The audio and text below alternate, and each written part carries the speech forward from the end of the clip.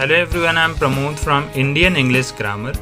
Indian English grammar के इस video में एक बार फिर से आपका स्वागत है। जैसा कि आप देख पा रहे हैं कि नरेशन में हम आपको चेंज ऑफ पर्सन का दूसरा दिन लेकर आए हैं, जिसमें आज मैं खास करके आपको बताऊंगा कि एक जो डायरेक्ट सेंटेंस होता है उसको चेंज करते समय इनडायरेक्ट में पर्सन का किस तरह से परिवर्तन होता है। तो गाइस, पर्सन का किस तरह से परिवर्तन होता है, कैसे चेंज होता है, वो सारा कुछ मैं आपको इस वीडियो में आज 100% क्लियरली बताऊंगा और कहीं से भी 1% की कोई मिस्टेक नहीं होगी। अगर आपने इस पूरे वीडियो को देख लिया तो ये मेरा चैलेंज है कि आपको पर्सन से चेंजिंग में आने वाले किसी भी प्रकार की समस्याओं का सामना फ्यूचर में नहीं करना पड़ेगा, राइट। तो जैसे कि आप जानते हैं गाइस कि पहले दिन के वीडियो में मैंने आपको बताया था कि कुल मिलाकर 8 से 9 पॉइंट ऐसे होते हैं जिसे आपको अति आवश्यक है जानना। अगर आप इसे जान जाते हैं तो फिर आप डायरेक्ट से इनडायरेक्ट में बनाते समय बिल्कुल आसानी से आप किसी भी सेंटेंस को कर सकते हैं, राइट। तो गाइज़, एक एक पार्ट्स को हम धीरे धीरे करेंगे, लेकिन जैसा कि मैं आपको फिर से वीडियो शुरू कर रहा हूँ तो एक बार फिर से बता दूँ कि इस सेंटेंस में जो डायरेक्ट स्पीच का सेंटेंस होता है उसमें सबसे पहले मैं आपको बता दूँ अच्छे ढंग से कि इधर का जो पार्ट होता है, मतलब ये एक छोटा कॉमा, यहाँ पे एक सिंगल कॉमा लगा होता है और इधर आपका डबल कॉमा लगा होता है, ऐसे समझ लो। तो इधर का जो हमारा पार्ट होता है गाइस, जिसे हम रिपोर्टिंग वर्ब कहते हैं, और इधर का जो हमारा पार्ट्स होता है ये हमारा रिपोर्टेड स्पीच होता है, राइट। तो रिपोर्टिंग वर्ब में तो कोई परिवर्तन नहीं होता है जब हम डायरेक्ट से इनडायरेक्ट में बनाते हैं, तो ठीक है। बस टेंस में परिवर्तन होता है, कहने का मतलब जो आपका वर्ब होता है, मेन वर्ब, या यहाँ पे कोई हेल्पिंग वर्ब है तो उसमें हम डायरेक्ट से इनडायरेक्ट बनाते हैं तो चेंज होता है, लेकिन वो हम टेंस को दूसरे पार्ट में पढ़ेंगे। लेकिन अभी हम इसमें केवल और केवल जो हमारा इस रिपोर्टेड स्पीच में जो हमारा प्रोनाउन लगा होता है फर्स्ट पर्सन या सेकंड पर्सन या थर्ड पर्सन का, उसे हम किस तरीके से चेंज करते हैं इस वीडियो में स्पेशली यही चीज़ें बताई जाएंगी, राइट ना। तो हम सबसे पहले इस पॉइंट को 3 पॉइंट को देख लेते हैं अच्छे रंग से। 3 पॉइंट में क्या कहा जा रहा है गाइस, ध्यान समझेंगे। फर्स्ट पर्सन इस रिपोर्टेड स्पीच की बात कर रहे हैं। कहा जा रहा है कि फर्स्ट पर्सन अगर इस रिपोर्टेड स्पीच में होता है तो यह रिपोर्टिंग वर्ब के सब्जेक्ट के अनुसार चेंज होगा। मतलब ये रिपोर्टिंग वर्ब हो गया तो रिपोर्टिंग वर्ब का जो सब्जेक्ट होता है उसके अनुसार ये चेंज होगा।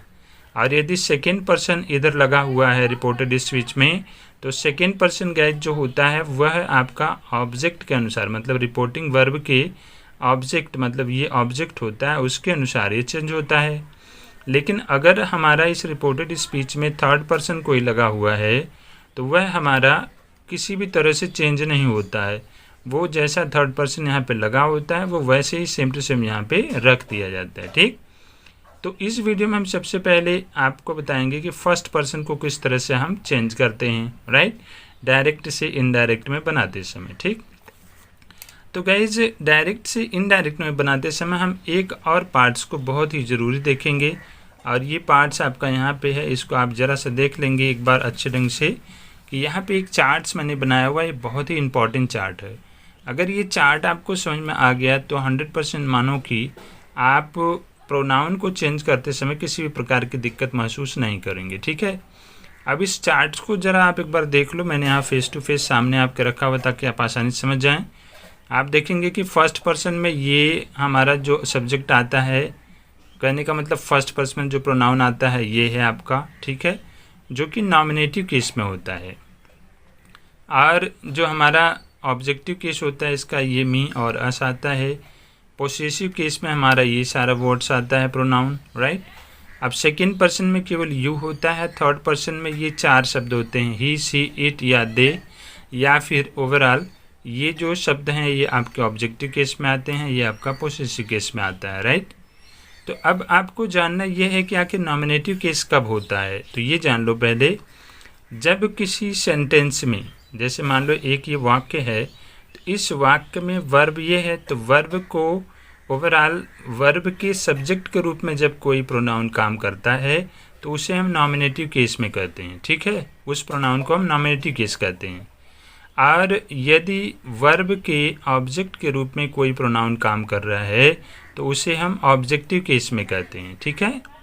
बाकी पोसेसिव केस जो होता है, जो जैसे किसी नाउन के पहले अगर ये शब्द मतलब ये प्रोनाउन लगे हुए हैं तो वो आपका पोसेसिव एडजेक्टिव कहलाते हैं, और बाकी आपका पोसेसिव प्रोनाउन का बहुत ज़्यादा ज़रूरी नहीं है। अगर आपको ज़रूरत लगती है तो मैं आपको अभी आगे बताऊंगा, या इस सेंटेंस में आपको कहीं ज़रूरत लगती है तो मैं उसे समझाऊंगा, ठीक। तो अब ये पॉइंट जानने के बाद में हमें जानना है कि कैसे चेंजिंग हो रहा है। तो अब सेंटेंस में देखेंगे गाइज यहाँ पे अच्छे ढंग से कि हमें कहना है, क्या जानना है हमें, फर्स्ट पर्सन में केवल आई और वी होता है, जिसमें आई जो है वो सिंगुलर नंबर होता है और वी जो होता है वो प्लूरल नंबर होते हैं, राइट ना। तो मतलब ये आई और वी दोनों फर्स्ट पर्सन चेंज होने के लिए इनका होना बहुत ज़रूरी, मतलब इसकी जानकारी होनी आपको ज़रूरत है, राइट। तो अब हमको देखना है, कहा गया है कि अगर सेंटेंस में फर्स्ट पर्सन है तो आई यहाँ पे फर्स्ट पर्सन है रिपोर्टेड स्पीच में, तो फर्स्ट पर्सन है तो इसको जब भी हम चेंज करेंगे तो रिपोर्टिंग वर्ब के सब्जेक्ट के अनुसार हम चेंज करेंगे, ठीक है। तो हम देखेंगे ध्यान से गाइस कि ये हमारा सिंगुलर नंबर सब्जेक्ट है जो कि एक नॉमिनेटिव केस है, राइट ना, फर्स्ट पर्सन में। और उसके बाद में ये हमारा जो है नॉमिनेटिव केस है जो कि हमारा थर्ड पर्सन है, जो हम यहाँ पे देख पा रहे हैं, सी दिख रहा है ना थर्ड पर्सन के बेस पर। तो जब हम डायरेक्ट से इनडायरेक्ट में बदलेंगे तो सिंपली हमको ये देखना है कि ये जो हमारा नॉमिनेटिव केस यहाँ पे था, तो आई का जब नॉमिनेटिव केस बनेगा गाइस इस सब्जेक्ट के अनुसार, तो सी हमारा जो थर्ड पर्सन है वह नॉमिनेटिव केस है। तो यहाँ पे भी जब सब्जेक्ट के रूप में नॉमिनेटिव केस के रूप में रखा जाएगा तो सी का नॉमिनेटिव केस सी ही बनता है, तो इसलिए यहाँ पे हमने सी ही लगाया हुआ है, राइट। और ये चीज़ें बिल्कुल सेम रखी हुई है। और एक चीज़ें और जान लेना है, जब भी हम इस सेंटेंस को, कहने का मतलब डायरेक्ट सेंटेंस को इनडायरेक्ट में बदलते हैं, तो ये कॉमा हटने के लिए हम दैट का प्रयोग करते हैं। ये हमेशा हर सेंटेंस में होगा, ठीक है ना। अफर्मेटिव जितने भी सेंटेंस होते हैं उस हर जगहों पर यूज़ किया जाएगा, क्लियर। तो ये पॉइंट आपका क्लियर हो गया। चलिए आते हैं, अब हम एक दूसरा एग्जाम्पल लेते हैं, उसको देखते हैं। ये है आपका दूसरा एग्जाम्पल, इसको देखेंगे। वहाँ पे केवल सी प्रोनाउन था, यहाँ पे एक नाउन शब्द लगा हुआ है। तो सेंटेंस है डायरेक्ट स्पीच का कि Raju says I shall go there. तो ये आपका हो गया रिपोर्टिंग वर्ब और ये हो गया आपका रिपोर्टेड स्पीच। हमको देखना है कि रिपोर्टेड स्पीच का जो सब्जेक्ट है, जो प्रोनाउन है, वो किस पर्सन में है। तो ये फर्स्ट पर्सन में है, तो फर्स्ट पर्सन को हमको चेंज करना है। यहाँ पे कैसे चेंज होगा, राजू नामक जो शब्द है गाइज, यह आपका यहाँ पे नॉमिनेटिव केस है और राजू एक थर्ड पर्सन है, राइट ना, क्योंकि आई वी तो फर्स्ट पर्सन होता है, यू जो होता है वो सेकंड पर्सन होता है, बाकी जितने भी शब्द होते हैं वो सारे के सारे आपके थर्ड पर्सन हैं। तो ये थर्ड पर्सन और यहाँ पे सिंगुलर है, तो आई जो यहाँ पे नॉमिनेटिव केस में है फर्स्ट पर्सन में, यहाँ पे ये आपका नॉमिनेटिव केस में आई का जब हम थर्ड पर्सन नॉमिनेटिव केस बनाएंगे तो आई का हमारा बन जाएगा राजू के हिसाब से ही, बिकॉज वो सिंगुलर है आई। तो आई के हिसाब से अगर वो व्यक्ति, कहने का मतलब आदमी है तो ही बनेगा, औरत अगर है तो सी बनेगा, राइट ना। तो ये राजू क्या है, राजू यहाँ पे आदमी है, इसलिए हम इसका जो है यहाँ पे ही बनाएंगे थर्ड पर्सन के रूप में नॉमिनेटिव केस में, ठीक है। और बाकी यहाँ पे भी दैट लगाया गया है। और ये जो है कैसे चेंज हो रहा है उसे हम आगे टेंस में पढ़ेंगे, राइट ना। आइए हम एक और एग्जांपल लेते हैं विशेष रूप से। यहाँ पे देखेंगे हम इसे हम प्लूरल वाले सब्जेक्ट के रूप में लेकर देखते हैं। डायरेक्ट स्पीच का ये जो आपका स्पीच ओवरऑल, इसमें कहा जा रहा है कि द चिल्ड्रेन से वी आर रेडी। चिल्ड्रेन कहते हैं कि हम लोग रेडी हैं, कहने का मतलब यहाँ पे हम देखेंगे तो इसका जो प्रोनाउन है गाइज ये आपका फर्स्ट पर्सन ही है, लेकिन प्लूरल सब्जेक्ट है, राइट ना। तो वी जो हमारा नॉमिनेटिव केस में यहाँ प्लूरल सब्जेक्ट है और यहाँ पे द चिल्ड्रेन जो है वो एक प्रकार से थर्ड पर्सन है लेकिन प्लूरल सब्जेक्ट है। तो इस द का हम प्लूरल सब्जेक्ट में अगर थर्ड पर्सन देखेंगे तो दे बन जाएगा। बिल्कुल सिंपल सी बात है, आप यहाँ पे देख सकते हैं दे बन गया है, राइट ना। बिकॉज जो वहाँ पे द चिल्ड्रेन है वह थर्ड पर्सन का नॉमिनेटिव केस है, तो जब उसका नॉमिनेटिव केस बनेगा आपका आगे बढ़ कर के वी के अनुसार प्लूरल में, तो ये दे हो जाएगा यहाँ पर, राइट ना। बिकॉज हमें उसे नॉमिनेटिव केस में रखना है। अगर उसे ऑब्जेक्टिव केस में रखना होता तो ये देम हो जाता, लेकिन हमें नॉमिनेटिव केस में रखना है इसलिए हम दे रखेंगे, ठीक है। तो ये हो गया गाइस आपका 3 एग्जाम्पल जो मैंने आपको बताया, जिसमें आप फर्स्ट पर्सन को बिल्कुल आसानी से चेंज कर सकते हैं, राइट ना। अब हम आपको लेकर आते, अब याद रखना कि ये जो तीनों सेंटेंस है गाइस, इसके अलावा इस तरह के जैसे जो हमारा फर्स्ट पर्सन वाला सेंटेंस होता है वो ऐसे, इसके अलावा और किसी प्रकार का नहीं आता है, ठीक है। अब 2 और प्रकार के सेंटेंस आते हैं जिसमें फर्स्ट पर्सन होने के बावजूद भी कोई परिवर्तन नहीं होता, तो उसे हम जरा सा देख लेते हैं 2 एग्जाम्पल के बेस पर। हाँ, यहाँ पे देखेंगे वी वाला एक हमारा सेंटेंस है, कहने का मतलब वी जो फर्स्ट पर्सन है। 2 ऐसे सेंटेंस हैं जहाँ पे परिवर्तन नहीं होता है, राइट। तो वो क्यों नहीं होता उसका रीज़न जान लें। एक प्रकार का सेंटेंस आता है, इसमें कहा जा रहा है, ध्यान से नोट करेंगे आप इस बात को, कि यदि रिपोर्टेड स्पीच में सब्जेक्ट के रूप में वी हो, यदि रिपोर्टेड स्पीच में सब्जेक्ट के रूप में वी हो और वी का प्रयोग मानव जाति के लिए हो, तब इस वी को इनडायरेक्ट स्पीच में नहीं बदला जाता है। कहने का मतलब अगर यूनिवर्सल ट्रुथ हो तो वी का प्रयोग हो अगर, तो उसमें हम इनडायरेक्ट बनाते समय कोई परिवर्तन नहीं करते, वी को हम वी ही रख देते हैं। इस बात को नोट कर लेना है। एक प्रकार का सेंटेंस है जहाँ पे फर्स्ट पर्सन का सेंटेंस अगर है मान लीजिए, तो उसमें कोई परिवर्तन नहीं होता, राइट। बाकी अगर यूनिवर्सल ट्रूथ न हो, जहाँ मानव जाति के लिए न बात करी जा रही है, वहाँ पे आई और वी है, तो सब्जेक्ट के अनुसार इन्वर्ट आपके रिपोर्टिंग वर्ब के सब्जेक्ट के अनुसार आप चेंज कर देंगे, राइट। तो अब हम आते हैं एक और सेंटेंस देख लेते हैं, आखिर यहाँ पे भी कोई परिवर्तन क्यों नहीं होता, इसका रीज़न क्या है, अगर होता भी है तो ये कैसे होता है, इसको भी देख लेते हैं। सिंपली यहाँ पे आप इसके लिए विशेष नोट है गाइस, यहाँ पे हम देखेंगे, यहाँ पे एक डायग्राम बनाया हुआ मैंने कि यदि कोई ऐसा सेंटेंस आए, यदि कोई ऐसा सेंटेंस आए जिसमें बात करी जाए कि किसी मैगजीन कंपनी का नाम हो और वह अपने लिए बात कर रहा हो, या कोई समाचार कंपनी हो, समाचार पत्र कंपनी, या कोई एडिटर अपने लिए बात कर रहा है, यह तीनों चीज़ें अगर अपने लिए कोई सेंटेंस बोल रहे हैं और उसमें वी, अस और आवर प्रोनाउन के रूप में यहाँ पे सब्जेक्ट के रूप में आए हैं रिपोर्टेड स्पीच में, तो वह जब हम उसका इनडायरेक्ट बनाते हैं तो वी का इट हो जाता है, अस का इट हो जाता है, और अगर आवर लगा रहे तो इट्स हो जाता है। जैसा कि आप यहाँ पे देखेंगे, एक एग्जाम्पल दिया गया है, the Times of India says our office will remain closed on Monday next, right.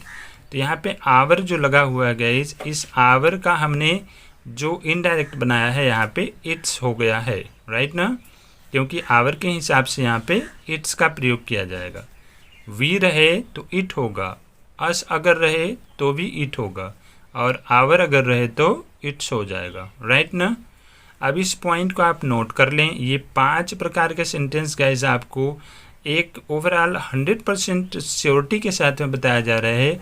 अगर ये 5 प्रकार के सेंटेंस आपने सीख लिया है तो फिर आपको डायरेक्ट से इनडायरेक्ट बनाते समय प्रोनाउन में किस तरह से फर्स्ट पर्सन वाले में चेंजिंग होती है, उसमें आपको जीवन में कहीं कोई प्रॉब्लम नहीं आएगी।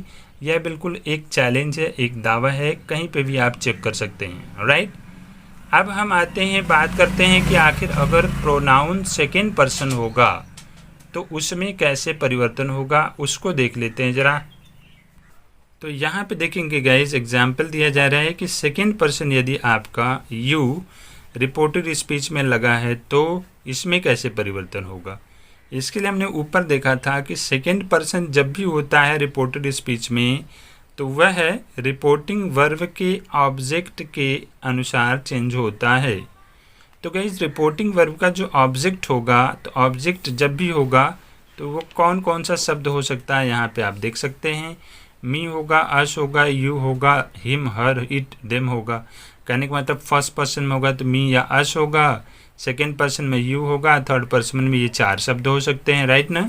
तो उसके अनुसार हमें परिवर्तन करना है। तो हम यहाँ पे देखेंगे, सेंटेंस बोला गया कि he said to me you are late, तो यहाँ पे ये सेकेंड पर्सन है, तो सेकेंड पर्सन को हमें ऑब्जेक्ट के अनुसार चेंज करना है, ठीक है ना। जो हमारा रिपोर्टेड स्पीच रिपोर्टिंग वर्ब है उसके ऑब्जेक्ट के अनुसार चेंज होगा, राइट।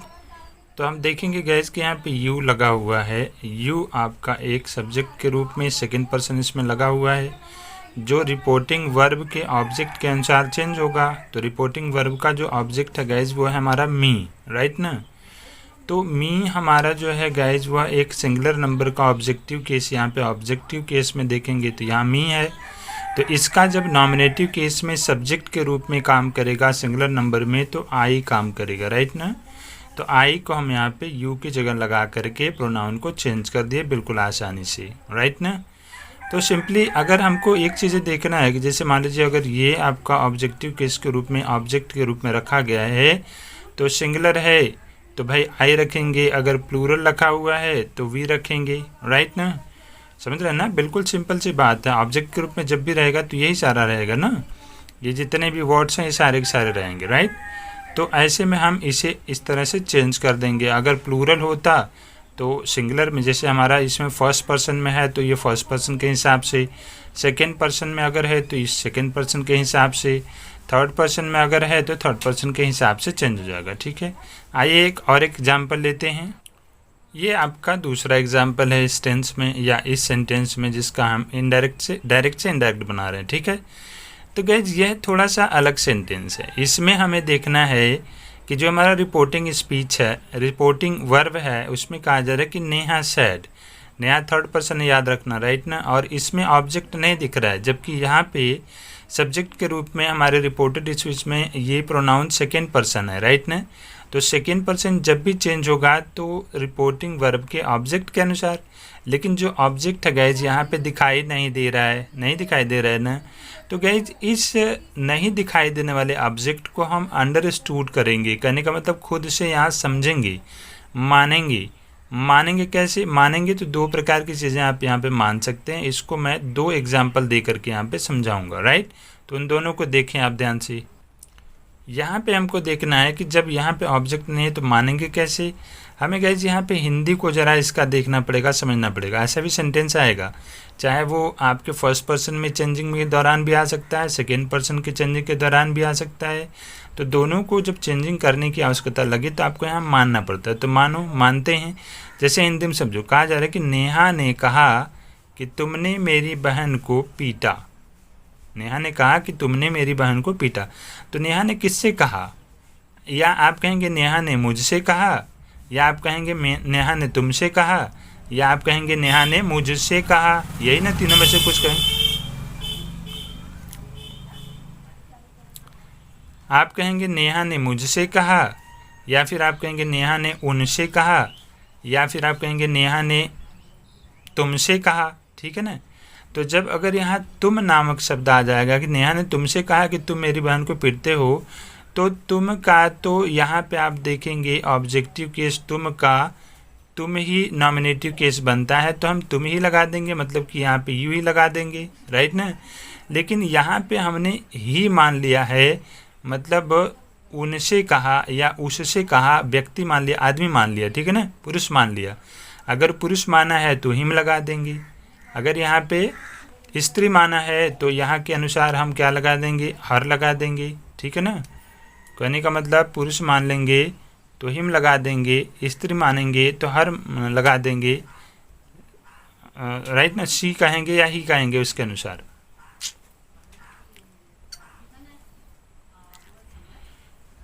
तो यहाँ गाइस हम देखेंगे कि किस तरह से चेंज हो रहा है। तो इसमें आप देखिए कि यहाँ हमें मानना पड़ेगा। कैसे मानेंगे?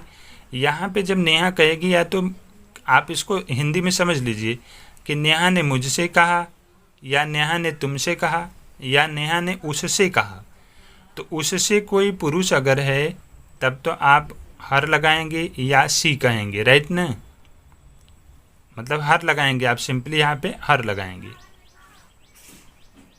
ना। गलत बताओ तो अगर नेहा बोलती है कि नेहा, इसको हम मानते हैं कि नेहा ने मुझसे कहा, तो यहाँ पे मी मान करके हम सेंटेंस को कर रहे हैं। अगर हमने कहा नेहा ने उससे कहा, आदमी है, तो हम यहाँ पे हिम करेंगे। जैसे अगर कहा गया कि नेहा ने उससे कहा, कोई व्यक्ति था, आदमी था, उससे कहा, राइट ना। तो यू को इस रिपोर्टिंग वर्ब के ऑब्जेक्ट के अनुसार चेंज करेंगे। तो नेहा ने जब उनसे कहा तो यहाँ पे आप हिम लगाएंगे, राइट ना। तब हो जाएगा कि नेहा ने उनसे कहा कि तुम मेरी बहन को पीटते हो, तो उनसे कहा तो यहाँ पे हमारा जो रहेगा गाइज वो हिम रहेगा, राइट ना। तो हिम में कोई परिवर्तन नहीं होता। इस वाले सेंटेंस में कहने का मतलब रिपोर्टिंग वर्ब को सेम टू सेम रखते हैं, इसलिए हमने यहाँ पे हिम मान करके हिम को सेम टू सेम रखा हुआ है, राइट ना। लेकिन अब इस हिम को हम कैसे चेंज करेंगे, कहने का मतलब जो हिम है उस हिम का नॉमिनेटिव केस ही बनता है। यहाँ पे आप देखेंगे हिम जो यहाँ पे है इसका नॉमिनेटिव केस ही होता है यदि वो पुरुष है तो, राइट ना। अगर यहाँ पे नेहा सेड टू हर होता तो यहाँ पे हर का जो नॉमिनेटिव केस होता है वो सी बन जाता है, मतलब यहाँ पे सी रखते हैं हम, राइट ना। तो बिल्कुल सिंपल सी चीज़ें आपने देख लिया। लेकिन अगर यहाँ पे हमने मुझसे मान लिया, कहने का मतलब मी मान लिया कि नेहा ने मुझसे कहा कि तुमने मेरी बहन को पीटा, तो यहाँ पे जो मी होता गाइज उस मी का जो आपका नॉमिनेटिव केस में सिंगुलर नंबर बनता वो आई बन जाता, जैसा कि आप यहाँ देख रहे हैं और यहाँ पे भी देख रहे हैं, राइट ना। तो ये सिंपल चीज़ें हैं जिसके द्वारा आपने 100% इस चीज़ को देख लिया और समझ लिया होगा, राइट। आइए एक और एग्जांपल ले लेते हैं, यहाँ भी देख लेते हैं। जैसे कहा गया कि I said you are a teacher, मैंने कहा कि तुम एक टीचर है। मतलब मैंने किससे कहा, मैंने उससे कहा कि तुम एक टीचर हो। अगर उससे कहा तो यहाँ पे हिम माना गया है, आपने माना है, ये इनडायरेक्ट दिखाई नहीं देगा, आपको केवल डायरेक्ट सेंटेंस दिखाई देगा ना। तो आप मान लीजिए भाई नेहा मैंने तुमसे कहा या मैंने उससे कहा, तो अगर तुमसे है तो तुम का तो भाई आपका हमेशा तुम ही बनेगा नॉमिनेटिव केस, ऑब्जेक्ट के रूप में अगर तुम लगाता तो, राइट ना। अगर उससे लड़का है या हिम रहेगा, लड़की है तो हर रहेगा। तो हमने यहाँ पे लड़का माना हुआ है, तो हिम के अनुसार यहाँ पे सिंगुलर नंबर में ही लगाया गया, आप जैसा कि देख पा रहे हैं, इसे भी समझ सकते हैं, राइट। और अगर हम यहाँ पे कुछ और मान लेते हैं, कहने का मतलब अगर हम यहाँ पे हर मान लेते हैं, हर माने हैं, तो ये देखो हर के हिसाब से यहाँ पे सी हो जाएगा, जैसे कि आप देख पा रहे हैं। हर का जो नॉमिनेटिव केस में ये शब्द आएगा प्रोनाउन वो सी होता है, राइट।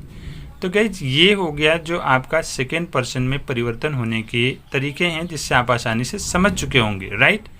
अब गाइज आते हैं हम थर्ड पर्सन में देख लेते हैं एक बार। और थर्ड पर्सन को देखने के पहले एक बार और बता दूं मैं आपको कि हमारा एक इंडियन इंग्लिश स्पीकिंग क्लास तैयारी नामक एक स्पोकन क्लास का चैनल है, जिसको आप सर्च करें। स्पोकन की मैं बहुत विधिवत पढ़ाई उस पर करा रहा हूँ, 5 प्रकार की सीरीज पढ़ाई जा रही है, ताकि आप अंग्रेजी को घर बैठे बैठे बड़े आसानी से सीख सकें। उसे भी सर्च करें। और गाइस वीडियो से यदि आपको लाभ लग रहा है, बेनिफिट लग रहा है, तो इसे आप कहीं और भी शेयर करें लोग, ताकि घर में बैठे बैठे आसानी से पढ़ाई कर सकें। तो आइए नेक्स्ट को देखते हैं। हमारा ये सारा का सारा आपका थर्ड पर्सन हमारा है, आप देख पा रहे हैं। थर्ड पर्सन में ही सी इट दे, ये ही सी इट जो होता है सिंगुलर होता है, बाकी ये प्लूरल होता है। इससे आपको कुछ नहीं, बस आपको जानना है कि थर्ड पर्सन क्या होता है। तो थर्ड पर्सन क्या होता है आप यहाँ चार्ट में भी देख सकते हैं, यहाँ पर भी दिया गया है, जो सब्जेक्टिव केस में, मतलब नॉमिनेटिव केस में रहता है, राइट ना। तो ये जैसे इसमें तो कोई परिवर्तन होता नहीं, जब भी हम डायरेक्ट से इनडायरेक्ट बनाते हैं तो इसमें तो कोई परिवर्तन होता नहीं, टेंस में परिवर्तन होता है, जो हम नेक्स्ट वीडियो में जानेंगे। लेकिन ऑब्जेक्ट में सेम टू सेम वही रहता है। अब इसमें हमें देखना है कि यदि सब्जेक्ट के रूप में प्रोनाउन थर्ड पर्सन है तो इसमें कोई चेंजिंग नहीं हुई है, आप यहाँ पे भी देख सकते हैं। ये आप देखेंगे ही का ही रखा गया है, सी का सी ही रखा गया है, राइट ना। बिल्कुल सिंपल तरीके से आप इन चीज़ों को भी देख करके इसको बिल्कुल 100% क्लियर कर चुके हैं, राइट ना। तो गाइस आज की वीडियो में बस इतना ही, मिलते हैं नेक्स्ट वीडियो में कुछ नई चीज़ों के साथ में। तब तक के लिए thank you, have a nice day, bye bye.